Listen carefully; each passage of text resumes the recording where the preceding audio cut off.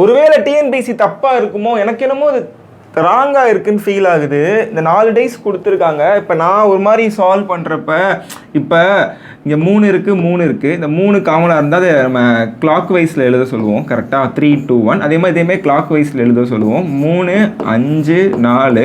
அப்போனா 2க்கு ஆப்போசிட்டு 5 வருது. இந்த 2 டயக்ராம் பண்ணி இது கரெக்டான கான்செப்ட் தான். இதை வச்சு தான் மறுபடியும் சால்வ் பண்ணியிருப்போம். கரெக்டாக. இப்போ இன்னொரு விதமாக சால்வ் பண்ணுறப்ப ஃபஸ்ட்டு 5 வந்துச்சா, இப்போ 2க்கு பக்கத்தில் நம்பரு 3 இருக்குது, 5 இருக்குது. கரெக்டாக. அப்போனா 3 போட்டுருங்க, 5 போட்டுருங்க. ஏன்னா 2க்கு ஆப்போசிட் தானே கேட்குறாங்க. இங்கேயுமே 2க்கு பக்கத்தில் 3 இருக்குது, 1 இருக்குது. ஆல்ரெடி 3 யூஸ் பண்ணிட்டோம். இங்கேயுமே 2க்கு பக்கத்தில் 5 இருக்குது, 6 இருக்குது. ஸோ அப்போ 6 யூஸ் பண்ணிட்டோன்னா அப்போ 2க்கு ஆப்போசிட்டில் இந்த 4 நம்பரும் வராது, பக்கத்தில் தான் வரும்னா அப்போ 4 தானே வரும். இப்படி 4 வருது, இப்படி பண்ணால் 5 வருது. உண்மையிலேயே இது வந்து தப்பாக கரெக்டாக நீங்கள் என்ன நினைக்கிறீங்கன்னு கமெண்ட் பண்ணுங்கள். ஒருவேளை கீழே இந்த மாதிரி கொடுத்துருப்பானா? ஸோ தப்பு மாதிரி எனக்கு ஃபீல் ஆகுது.